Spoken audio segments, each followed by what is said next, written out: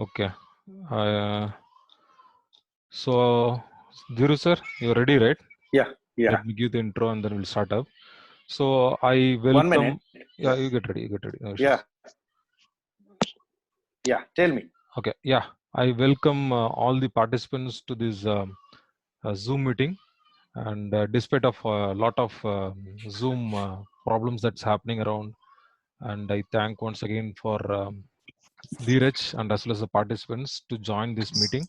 What I've done is here is I made some YouTube live also. So whoever are little scared of using this Zoom meeting can even go into YouTube live, and then they can post their questions there, so that that particular questions can be addressed by the speaker here. So now I welcome Dr. Dheeraj from Mangalore. He is a associate professor and consultant spine surgeon from Mangalore, and he has wide experience in metastasis spine related diseases, and he will be sharing his experience with us. Over to you, sir. Hi. Good evening, Ram and everyone. So at the outset, I would like to thank Ram for giving all of us an opportunity to speak. And I really admire your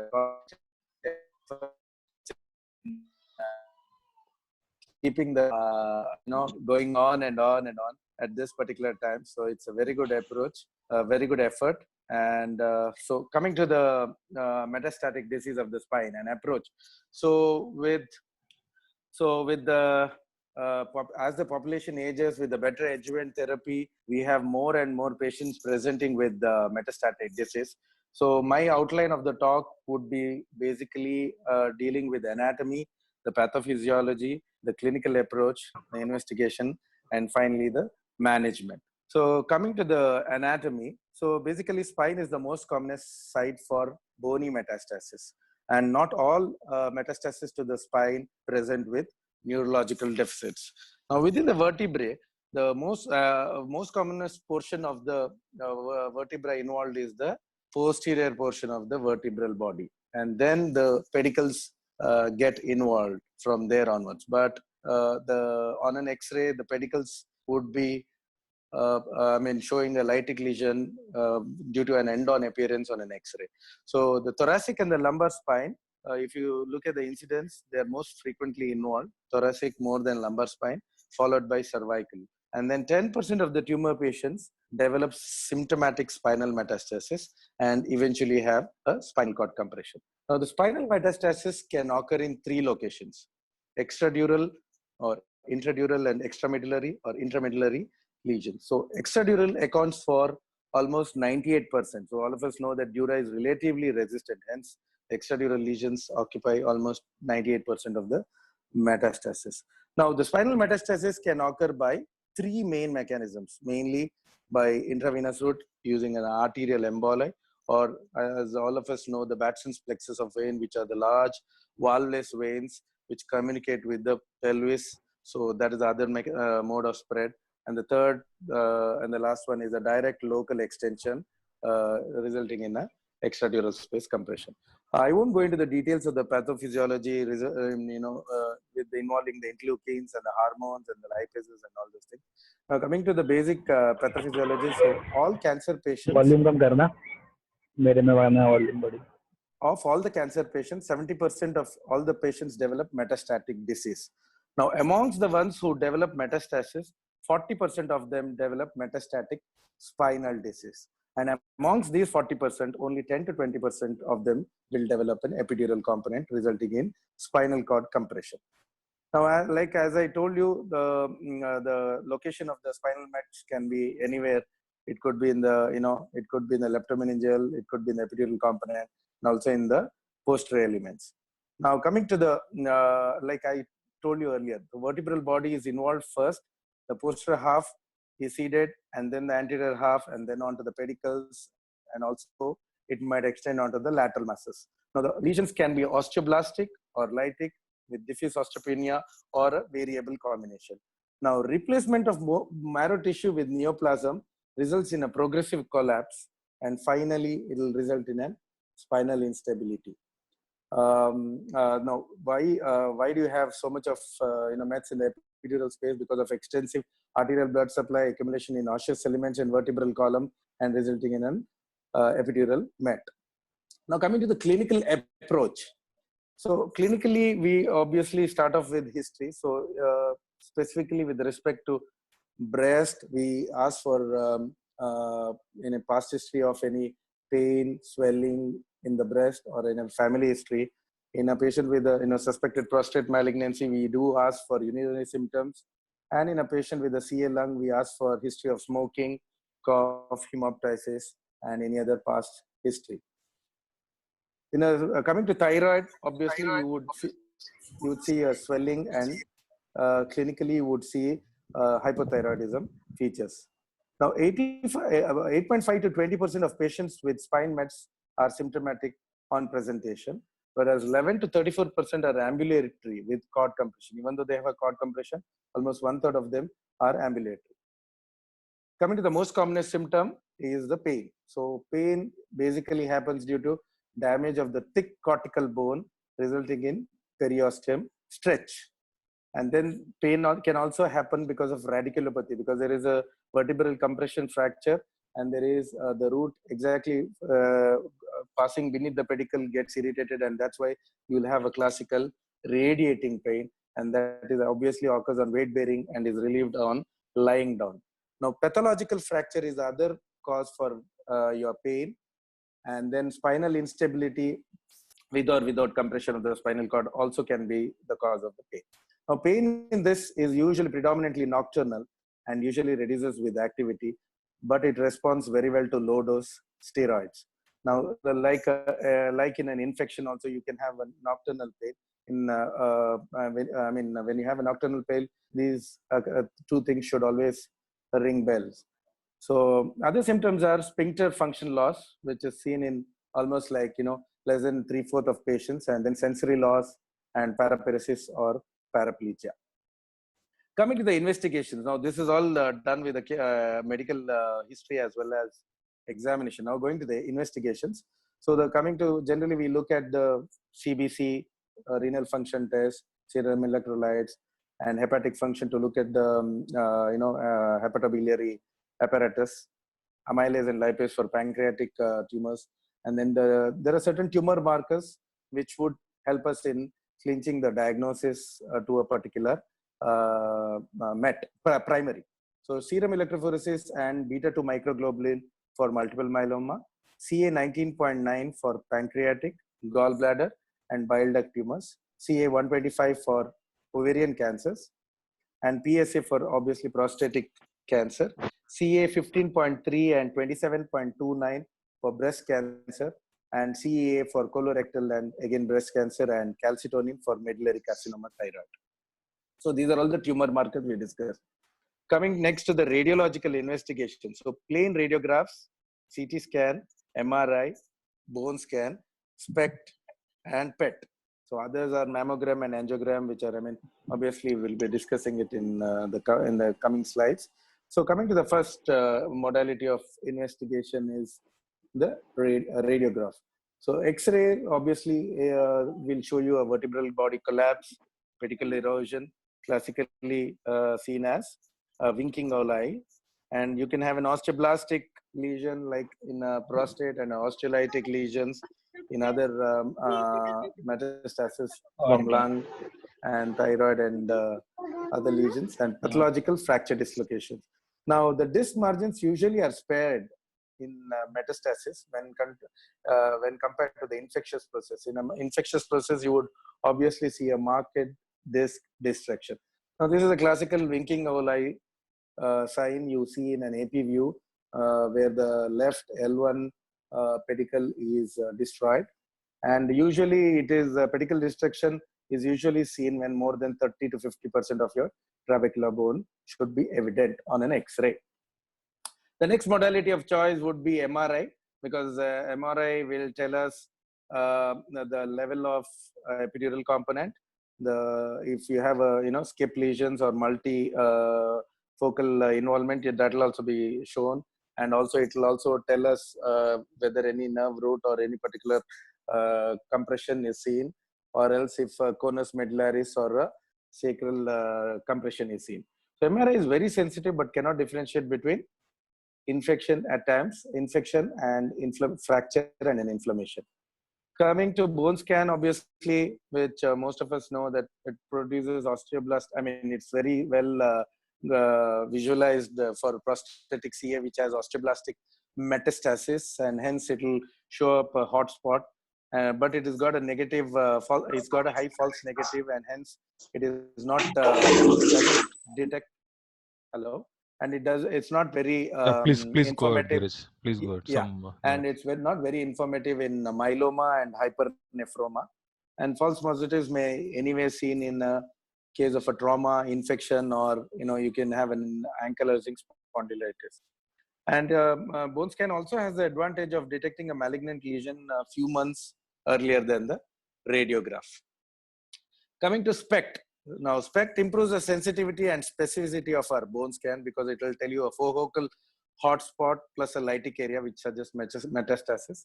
And but still, MRI is better because it gives you a 360-degree image, and TB spine can usually be a confounding factor in these lesions. Now, the PET scan, which has been of lately being used for most of the metastasis, is very helpful because most commonly FDG PET scan is used. So the FDG PET scan is nothing but 18-fluorodeoxyglucose, which is used. And the pros are obviously the lytic lesions, which are negative on the bone scan, can be seen on these scans and detects early mets without bony destruction. And you can also see the response to the treatment. That means you put the patient on chemotherapy, and then you can assess the response to treatment. More sensitive than bone scan for myeloma. But the cons are, it's got poor specificity, and it needs it's only a two-dimensional imaging. So it needs anatomical detailing with CT and MRI, and it is less sensitive for prostate cancer. Now, the Dr. sodium Dheeraj, fluoride. can I interrupt once? Yeah. Is your screen is completely visible properly? Because I find some amount of haziness in the lower borders. Absolutely fine. I mean, okay. I can see. I mean, is it okay with others? Others? I know. I think okay. Yeah, please go ahead. Anybody else? Yeah, now it's clean. Yeah. Okay. Some lag is there, I think. Okay, no problem. Okay. Yeah. Sodium fluoride PET is the more sensitive and specific than bone scan and SPECT because it will detect even osteolytic and blastic lesion. And the only disadvantage is it's got a higher cost and it involves greater radiation dose. So sodium fluoride PET, NAF, that is 18-fluoro PET is the other name given. So that is more sensitive and specific than your bone scan.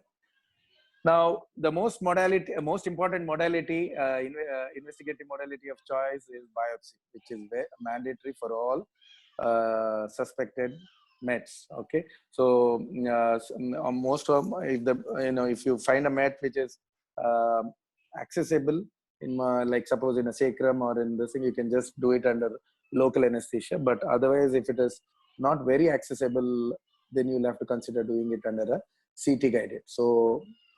And most important thing when you do a biopsy is you have to always culture every tumor and biopsy every infection. We have had a few cases where we have had 2 primaries in a single patient, and we have had infective pathology in a suspected MET.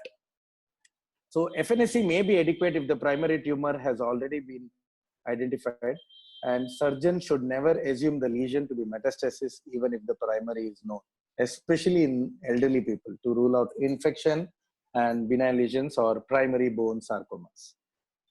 So in spite of full workup and with tumor markers and PET-CT, the primary may, yeah, can you hear me?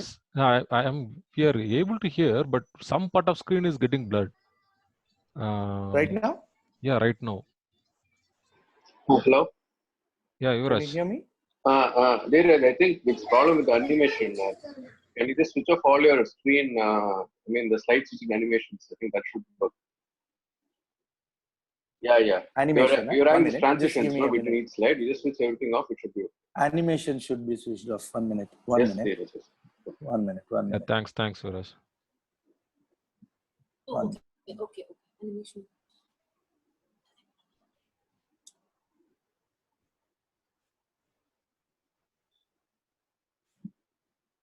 Animations. It's not showing up, no? The transitions, Dheeraj, between slides, Transitions. I Okay. guess. Yeah. Transition Just, I think effect. Transition you keep as null. Null. None. none for all. No. Null for all. 1 Just minute.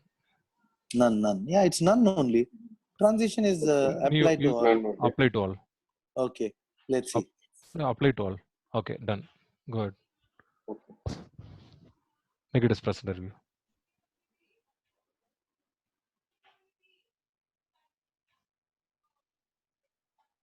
Hello. Can you see me? Yeah, come on, full view. Hello. now?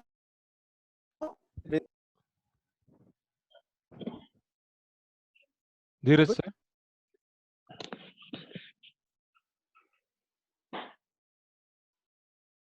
Dr. Dheeraj? What's happening? Ram, can you hear me? Yeah. I can hear you. Yeah, can you hear me, Ram? Yes. Yeah. So in spite of full workup, so sometimes you might have primary may be unknown in about 9% of the cases. Coming to the management. So obviously it's a multidisciplinary treatment involving an orthopedic spine surgeon or a neurosurgeon, medical oncologist, and obviously radiotherapist. So in spinal metastasis, certain important aspects are you will have to consider predicting the life expectancy. That is, I'll be discussing that in the future slides with about certain scorings. The neurologic status of the patient, and general health, the age and the anatomical extent of the disease, the sensitivity of the tumor to radiotherapy and chemotherapy. So it basically involves radiotherapy, surgery, chemotherapy, immunotherapy, hormone therapy. So usually the modalities is either two or a combination of all the above. So the goals of treating spinal metastasis are relieving pain, stabilizing spinal structure, and recovering or maintaining the neurologic function, controlling the metastasis in the local area, and obviously the last but not the least is improving the quality of life. So medical management, I won't go into the details because I think we have already discussed it in the last talk. Dr. Sudhir spoke about all your osteoporotic treatments. So steroids, IV or oral corticosteroids, usually steroids have to be given within 12 hours of the evidence of the neurocompression. And dexamethasone can be given in like 16 mg per day in divided doses to 96 mg per day in divided doses. But only thing, when you give it in very high doses, just look into gastric perforation or intestinal perforation and melena and all of those complications. So that has to be considered. So analgesias, obviously NSAIDs, opioids, steroids, or you can have any of these patches, fentanyl, and then you can have a therapeutic nerve block for severe radiculopathy. And obviously, hormonal treatment is needed for breast and prostate malignancy. Bisphosphonates are obviously have been recommended for metastatic bone disease pain, and the dose is usually 4 mg infusion every 3 to 4 weeks. Whereas unlike in osteoporosis, you give it 5 mg once a year, and this is usually given 3 to 4 weeks. Can be given up to 2 years. And the adverse reactions are fever, myalgia, arthralgia, and sometimes you can have an acute kidney injury, and that is why you need to get a creatinine clearance before you administer zoledronic acid. Of the bone, and it delays and reduces the skeletal events like pathological fractures. Obviously, before you start off this, you will have to give a good amount of vitamin D, because the quality of bone which is formed, bisphosphonates usually form a coat, and hence the quality of the bone which is within that has to be ensured by giving good amount of calcium and vitamin D. So initiate early, and follow-up doses should be given regularly.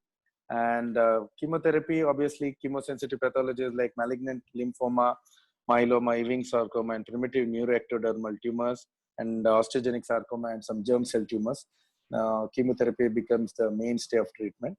Coming to the minimally invasive techniques, like obviously this is considered in patients who are who do not fit into the surgical technique, or who would be benefited secondary to an isolated vertebral met. So percutaneous vertebroplasty or percutaneous kyphoplasty, which has already been discussed in the last webinar. And obviously RFA is also the other modality of treatment, where the temperature of more than 70 degrees is used to induce coagulation necrosis using an electromagnetic current. And cryoablation is another modality which causes ice ball effect, and hence the lysis of the tumor tissue. And the other modality is also the high intensity frequency ultrasound, which is basically you use focused ultrasound energy to generate heat. And lesions less than 1 centimeter from the skin are usually unsuitable due to the risk of skin burn. And obviously transarterial embolization is done in order to take a patient to hypervascular tumor. You're taking a patient for surgery, and you want to reduce the blood loss, like in a RCC mat or in a thyroid mat. So all these minimally invasive techniques are basically it's an attempt to reduce the invasive procedure. Dr. Dheeraj, which slide you are running now? Minimally invasive techniques. Isn't it showing? No, it is stuck in the chemotherapy. 20 participants தான் அன்னைக்கு நம்ம பண்ணும்போது 92 participants. Now? Radiotherapy. Now it has come. Now this one? Now it is minimally invasive. I don't know. In mine it is showing absolutely the same. Now it is minimally invasive. Now it is minimally invasive. Okay, so percutaneous vertebroplasty and percutaneous kyphoplasty, which are cement augmentation techniques to isolated vertebral body, has already been discussed in osteoporotic compression fractures in the last webinar. So the other modalities of minimally invasive techniques are radiofrequency ablation, in which an electromagnetic current is used to induce a temperature of more than 70 degrees, resulting in coagulation necrosis. Cryoablation is also another technique where it causes ice ball effect, and that's how a thermal injury and tumor necrosis happens. And HIFU is nothing but high intensity frequency ultrasound, where an ultrasound energy, high focused ultrasound energy is utilized to generate the heat. And the only problem is the lesions which are very superficial, that is less than 1 centimeter from the skin surface, are it's unsuitable because of the risk of skin burn. The transarterial embolization, which we discussed already, that obviously it's done in patients, in mets which are suspected to have from like thyroid or from renal, where they are supposed to induce a lot of bleeding. And these are all the techniques are in an attempt to reduce the invasive procedure induced morbidity. So is it okay? Have we gone to the next slide now? Radiotherapy? Radiotherapy, but part of the slide is not seen. You go one slide ahead and then come back. I think it's because of the network, I believe. It is clear now. Now it is clear. Yeah, so I think I have to go back and do because of the network. Okay, anyways, radiotherapy. The goal of radiotherapy is obviously to debulk, promote calcification, and obviously relieve pain. It is very useful in, where you have an epidural component causing myelopathy, and which is secondary to a soft tissue, and it is not due to a bony or a deformity. And it's usually used in addition to the surgery, which will show some added benefits. So the indications of radiotherapy are radiosensitive tumor and widespread metastasis with multi-level neural compression, total neurological deficits below the level of compression, which is more than 48 hours. So if it's less than 48 hours, ideally you will have to take him up for surgery. And when you have a high surgical risk with short life expectancy, basically a patient who is not fit for surgery. So So obviously, what are the types? So you will have extended beam radiotherapy, which is dose of 30 gray is given in 10 fractions, and then the other modalities is intensity modulated radiation therapy, which is nothing but IMRT, and stereotactic radiotherapy, which these both are given for radio resistant tumors, because like sarcoma, melanomas, and all. So basically, you give a fractionated radiation therapy to these radio resistant tumors. And radioisotopes like samarium and all can also be is used. And more than 30% of patients experience neurological improvement, and 60% of them gain significant pain relief following radiotherapy in patients with epidural mets. Now, adjuvant radiotherapy is nothing but when you give radiotherapy following the surgery, that is in patients who undergo surgeries, and then usually we wait for 3 weeks for the wound healing before the starting the radiation. Can you see that, Ram? Can you see now? Yeah, it's good. Good. Okay.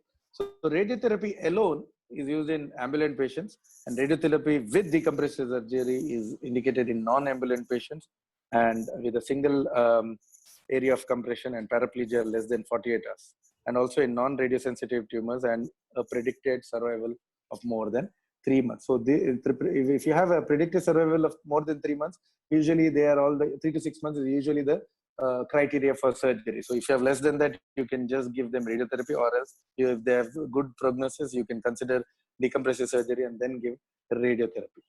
So surgery, obviously. Can I go back and Most of come us- once? Go front and then come back. Yeah.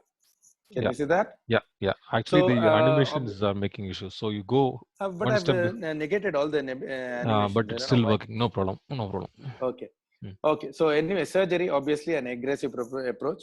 So usually in the spine, it's usually an intralesional or debulking bar, marginal resection.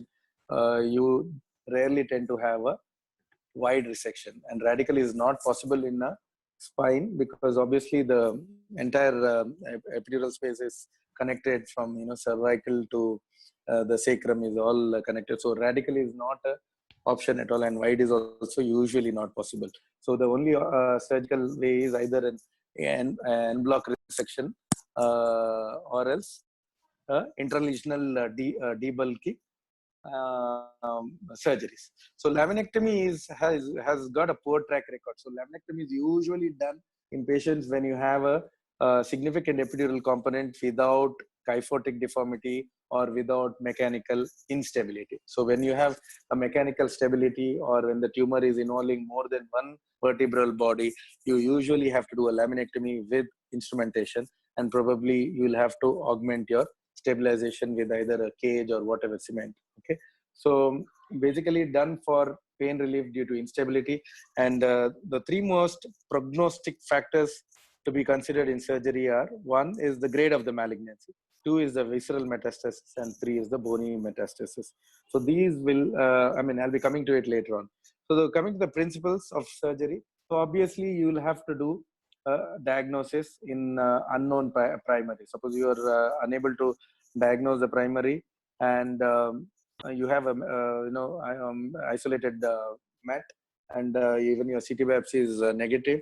So then I would probably go ahead and do a primary open biopsy, and then considering stabilization, and then that becomes your one of your indication. Decompression of neural structures, obviously alignment of the spine, debulking of the tumor, and last but not the least, the reconstructive stabilization. Surgery is indicated either in primarily for spinal instability, that is circumferential epidural tumor, or radio-resistant tumors like sarcoma, renal cell carcinoma, or else an occult primary tumor. Surgery is also indicated post-chemo and post-radiotherapy when you have worsening neurological symptoms, when you have progression of tumor with high-grade spinal cord compression, and when you have a residual tumor, which is following your radiotherapy and chemotherapy. So what are the pre-op preparations? Are my slides okay, Ram? No. Yeah, go ahead and come back. Oh, now? Yeah. Okay. So the pre-op preparations obviously would involve serum albumin, electrolyte disturbance correction. No. Once again, sorry for that. once again Yeah. come back to the pre-op preparation slide. I'm there. No, the tick is overlapping it actually. Now, Go back one more slide. Sorry, now participants. Yeah, go front now. Go in front slowly. I'm really sorry. I don't know. I It's mean, okay. It's okay. No really problem. pre-op These are not preparation. in control actually. Yeah, hold on there. So pre-op preparation, serum albumin, electrolyte disturbance correction. So DVT prophylaxis has to be kept in mind. And in patients who have a cardiorespiratory, status which is imbalance, that has to be considered the risk of hypotension and pre-op embolization in hypervascular tumors, and obviously preservation of your blood products. So who's the appropriate surgical candidate? An appropriate surgical candidate is who's got good prognosis, that is definitely more than 3 to 6 months, a single area of compression, and paraplegia which is less than 48 hours, and a non-radiosensitive tumor. Clear? बनाएगा भिंडी मिलेगा इस घर में खाना. Who was that? Okay. Now it's clean, sir. Go ahead. Yeah. So the surgical procedure is obviously done to, you can do it with using an anterior or a posterolateral approach, and obviously mechanical stability is considered. Is fixed using an instrumentation, and obviously cord has to be decompressed, and obviously all these procedures would obviously result in a pain reduction. So obviously the goal of the surgery is improve the quality of life and not to increase the life expectancy. So usually it is usually, like I told you, that it's usually combined with the radiotherapy, and hormonal therapy is also to be considered in addition to the treatment when you give surgery and radiotherapy. Okay. Is that okay? Can you see that? The Staging and options are scores? obvious. No, options. No, it is showing a staging and scores. Now? The staircases. Now? The prop options, it's broken. Okay, options. That's the one. So No, options broken. So the approach, can you hear me? Approach is seen, but only half of the slide is seen. Okay, 1 minute. Now? Now it's staging and scores. Now? What you do, you just, sorry participants, you just leave the meeting and once again join back. Okay, sorry. I'm really sorry. Yeah. Go to Zoom. You leave the meeting and once again join back. Let's see what's happening.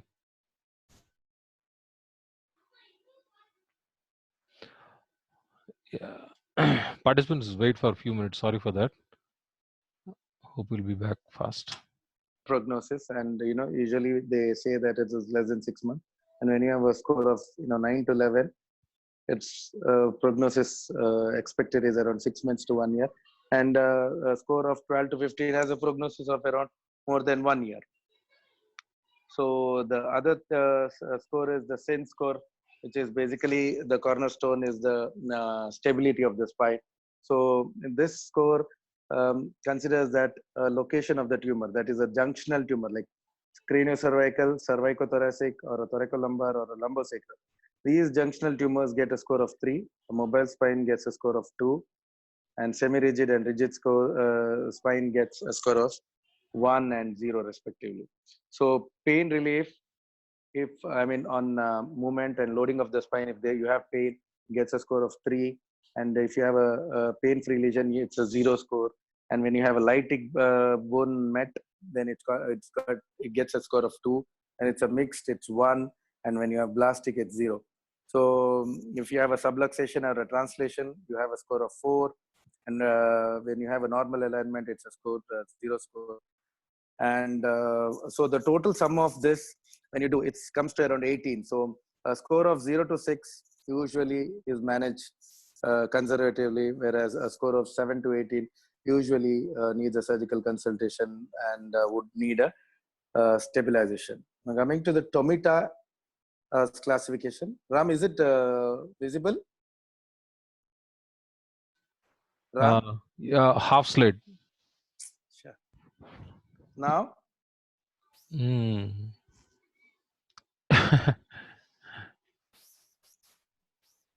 Now? No, sir. The animations whichever you're made, right? Like it goes from one end to other, like a jigsaw. Yeah, Tomita is seen now. Hmm. Okay, so the tomatas basically has, like we told that there are, it considers three things: primary tumor, the visceral mets, and the bony mets. So primary tumor is again classified into slow growth like breast, and moderate growth like kidney, uterus, etc., and rapid growth which is lung, stomach, etc. And visceral mets, which are treatable, have a score of 2, and untreatable have a score of 4. And when you have a bony mets, which is solitary or isolated, it's a score of 1. And when you have a multiple mets, it's a score of 2. So what is the, basically the prognostic score of 2 or 3 would result in a wide or a marginal excision, whereas a 4 or 5 would result in a marginal or an intralesional excision, and 6, 7 would, it's only basically a palliative surgery, and 8, 9, 10 are terminal patients. So basically you have only a supportive care. Harrington's classification, basically he has 5 categories. So the category 1 has no significant neurological involvement. Category 2 is involvement of bone without collapse or instability. 3 is major neurologic impairment, sensory or motor, without significant involvement of bone. And 4 is when you have a vertebral collapse with pain resulting from mechanical causes, but there is no significant neurological compression. And 5 is when you have a vertebral collapse or instability combined with major neurologic impairment. So usually 1 and 2 are profound, they fall into conservative treatment, and 4 and 5 would need a surgical intervention. 3 is like a buffer zone. So sometimes it needs a surgical intervention. So that is the one. So the other classification is the LMNOP classification, where that L stands for location and also levels, and M is for mechanical stability. So when you have a SIN score of like less than 7, stable, and when you have a score of 7 to 12, if it's potentially unstable, and very unstable when you have a score of 13 to 18. Neurology is obviously when you have a symptomatic epidural cord compression. Oncology, you divide it into highly radiosensitive, and radioresistant. And patient fitness, prognosis, and prior therapy. These are all the categorization. Sorry, 1 minute.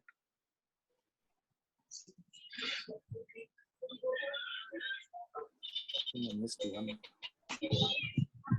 Yeah, the NOMS grading, that is the neurologic, oncologic, mechanical, and the systemic grading. So this is basically to fit into your management of the patient.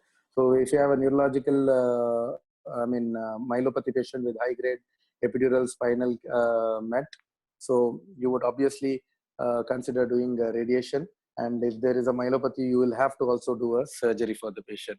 And if you have a radiosensitive tumor, obviously you consider giving a radiation. And if it is radio resistant or previously radiated, you would do surgery, and then consider giving stereotactic radiosurgery. And then for a mechanically unstable spine, you would obviously consider it stabilizing. And when you have an so systemic involvement, which is with a good prognostic factor, then you consider operating on the patient. This is the NOMS criteria. Now coming to some of the cases which we had, this was a 38-year-old gentleman. Sir.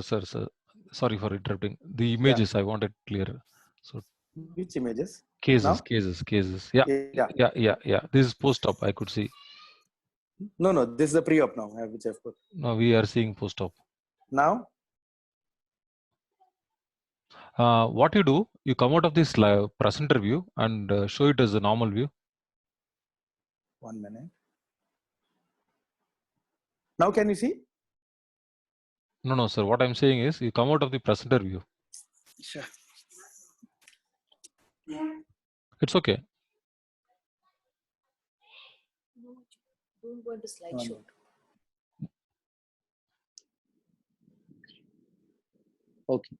56th slide. Yes. Now? Can you see? Yeah, the X-rays. So this is a 38-year-old gentleman who presented was 1.5 years ago with Frankel grade A, and that means he had he was since less than 36 hours since he had developed onset of paraplegia, and on evaluation he was already evaluated. He was a known case of RCC, but since he developed rapid onset paraplegia, we considered doing a pre-op embolization, and we took him up for surgery. And then this is what we did. So the pedicle on the left L2 was also involved. So we did a stabilization, and then he recovered in neurology, and he's walking. He was started walking by the end of I think 4 months, and currently it's almost like 1.5 years RCC with the meds, but doing well. And we had this. I don't have all the follow-up X-rays because of my. But I would recommend you to show it in normal view, sir, rather than full slides. You're not seeing? It actually, that animation is blurring it up. Sure. Just don't slideshow. You can show it as. Don't slideshow. Just leave it. Like that, you meant to say? Yeah, correct. Click on the images now. Just click. Correct. Now? Perfect. Yeah. Good. Perfect. Okay. So this is what we had. That was immediate post-op, and then the post-op at the right one is the immediate post-op, and then the post-op at 3 months, and then this was at probably at 6 months follow-up when we had his reasonably well maintained. Of course, there's some amount of subsidence, and this is another patient where the X-rays are not very good because this is the patient's X-rays only. So this was there's a lytic lesion of the L4 pedicles, and there's also vertebral collapse, lateral wedging on the left side. And we did a biopsy, and it came as multiple myeloma. But he had severe mechanical pain, and also he had started developing radiculopathy. So we thought of taking up for surgery, and we did a debulking and instrumented the spine from 2 levels above and onto the sacrum. And it's almost like now, almost a year now, we're reaching in a year, and is doing well. This is another patient whom we did recently, young male with the Mets from the, again, a renal Met. And then this is what we did. This was just the last month we did, and he's doing well. This is also, he was not affordable for a pre-op embolization. So we went ahead doing corpectomy, interlesional, but debulking. But so far, he was also grade 2 neurology, but post-op he developed grade 4, and now he's just sent us a video last week saying that he's mobilizing himself in the house with the help of a walker. And this is one more patient where I don't have the X-rays, but this is a sagittal CT which showed unusual, compression of the cauda equina. So he came to us with mechanical back pain and grade 3 power in his both lower limbs. So he's unable to sit up nor mobilize himself. So the on evaluation, it came as transitional cell cancer of the bladder, and this is what we did. So we went ahead and did. Sorry, the images. Sorry, this was the post-op images, and then he came on subsequent visits. Can you see that? Yes. This was regular follow-ups, and this was a couple of months back when he came. He had a broken rod on the right side, so for which he underwent a revision of that rod alone, and otherwise he's doing well. This is now almost more than almost 1.5 years, 1 year 6 months, 1 year 8 months. I think he's doing well. So to conclude, so if you have a vertebral bone metastasis, obviously symptomatic with neurological involvement, and is causing spinal cord compression, or is it in an impending pathological fracture, obviously surgery with stabilization followed by radiation and your chemotherapy with osteoprotective therapy. And if it's only a palliative treatment, then you'll have to consider giving radiation and chemotherapy. So the take-home message is metastatic spine disease is increasing in incidence, and it's a challenging entity. So use of scoring systems like Tocqueville, Harrington, Tomita is helpful, but it's always it gets tailored, and multidisciplinary approach has to be followed, and there's effective pain relief with the radiation therapy, and surgical fixation with decompression is needed in patients who undergo neurodeficits less than 48 hours. And obviously the mainstay of therapy is to have a better health-related quality of life. Thank you. Yeah, thanks, Dr. Dheeraj. Sorry for all the... No, that's okay. Despite of all the troubles we had in between, you did really sorry, convey the proper message. But I think I should have thought of this like not in a slideshow, half this way. Yeah, I wasn't aware because I couldn't make out. Okay. So we have many questions that have been in the chat, which I couldn't even answer. You come can you come up to the video mode, sir, so that we can discuss? Yes. Yeah. Hello. Come to Zoom app, sir. Yeah, 1 minute. Yeah. Yuvraj, yes. 1 minute. Yeah, we could see your...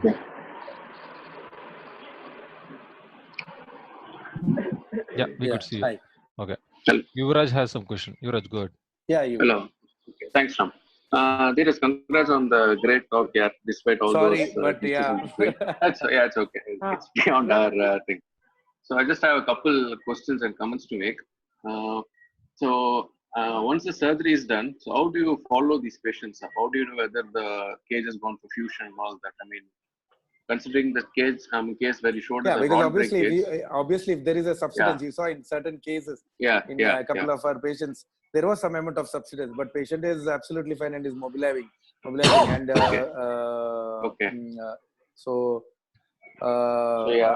obviously just to think about the rod breakage. It is. I mean, just to think about the case where you had a rod breakage. Yeah. That too almost like 1 year, 6 months later, he had a rod breakage. So I mean, it is prudent to think that there's probably some macromotion happening there. That's why it is broken. And CTs to know whether it is fused, something like that. No, we usually haven't done that. But that fellow, one more thing, what we noticed was the rod on that side probably had some amount of kyphosis, which we had intended to do it since it was like thoracolumbar junction. We got a little bit of kyphosis on one rod on that side, and I think that was the reason in that patient, because other patients, we have only put a few of them. Even we have a couple of cervical patients also who are doing well without any implant failure, but. Okay, so another thing is, all your cages were like dam center. Look very beautiful. Any tips on how you get them right in the center of the spinal column? So, obviously you do dorsal laminectomy, and then you go ahead and start debulking. Most of these cases it's basically an interlesional debulking only. You try removing all of the things, and then we pass a cage.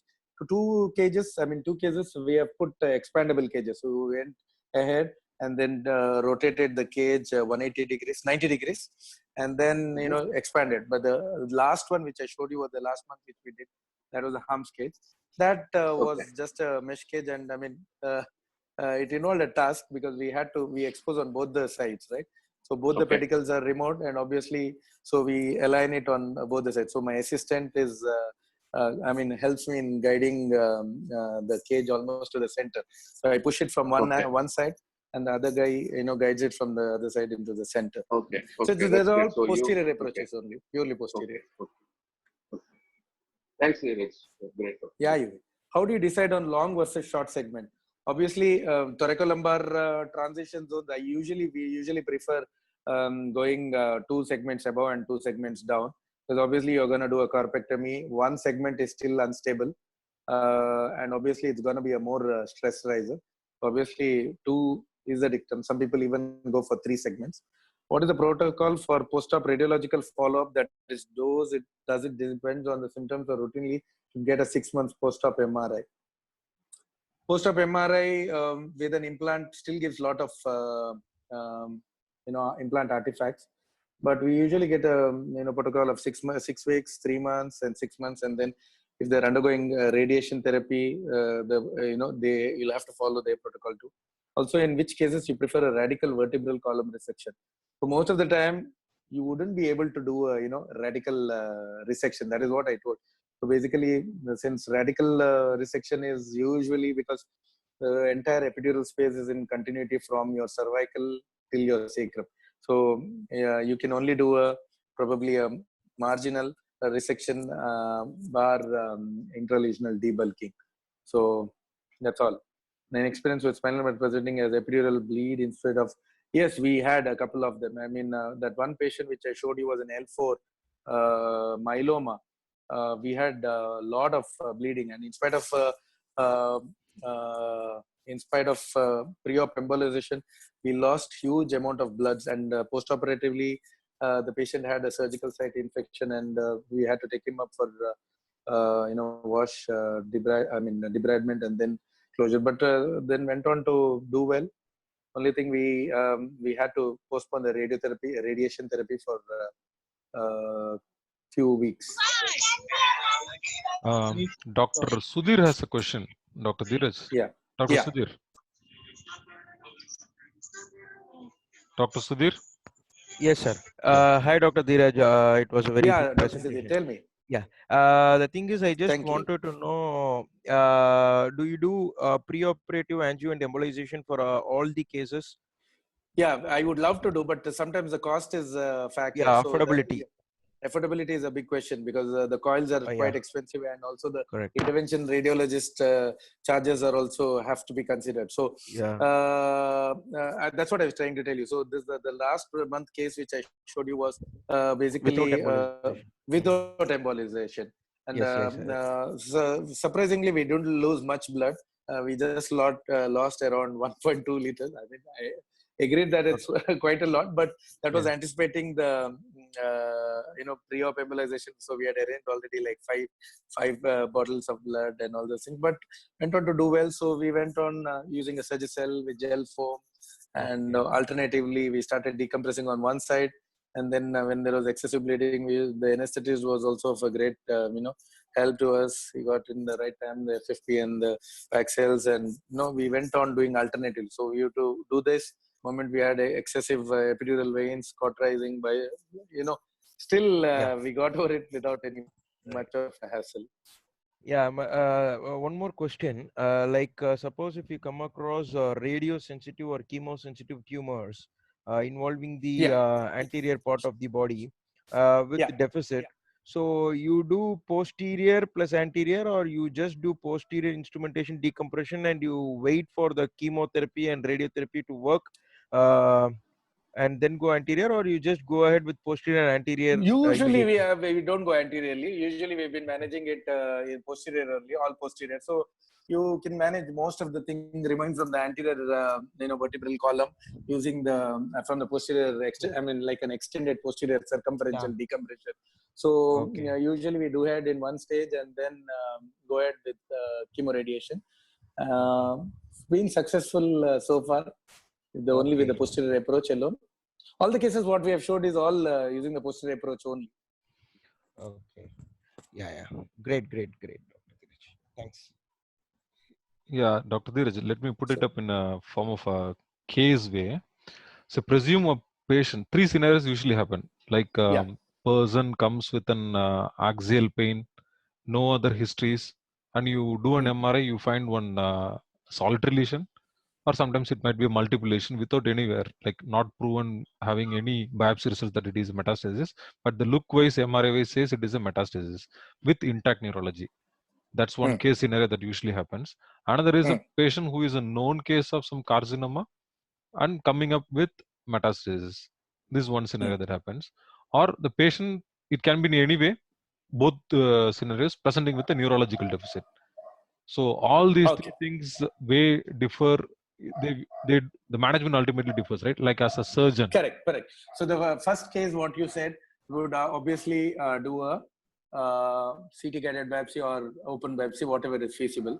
Suppose if the lesion is accessible, you can do it. You can do a biopsy under local anesthesia. Suppose if it's in the somewhere in the posterior, iliac spine or iliac crest or sacrum or anywhere which is accessible to the skin. Obviously, you can do it.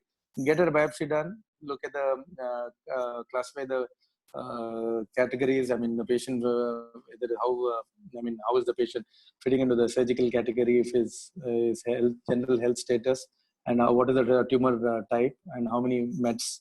And obviously, scoring has to be done. As I told you, Toku-Ashes will give you a prognostic score, and obviously a Tomita scoring also. And we usually use these two scores. And based on you the basically type of use two scores, one to predict the life and one to predict the tumor per se of your spine, how we are going to manage, correct? Okay. Perfect. Yeah. So that is for your first step. So obviously, if solid lesion, which can be managed, young fellow with suppose CA lung with a solitary, we would consider doing a percutaneous vertebroplasty or a kyphoplasty.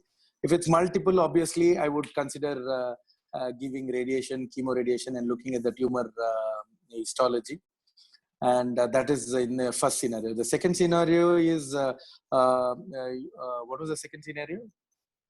Patient is a known case of some carcinoma. I would still get a biopsy and an FNAC, even though the patient is known case of a primary inhibition, because we have had a couple of patients where we had two primaries in the last year. I think we have had 8 to 10. We are preparing a series on that. 8 to 10 patients who have had two primaries, and so I would still do a biopsy and then plan it accordingly. Provided these patients do not have neurological involvement, then I would still wait for the histology and then plan it accordingly. The third patient is when a patient has a severe neurological involvement. Obviously, if the looking at the general condition, the Karnofsky scoring, and staging of the tumor.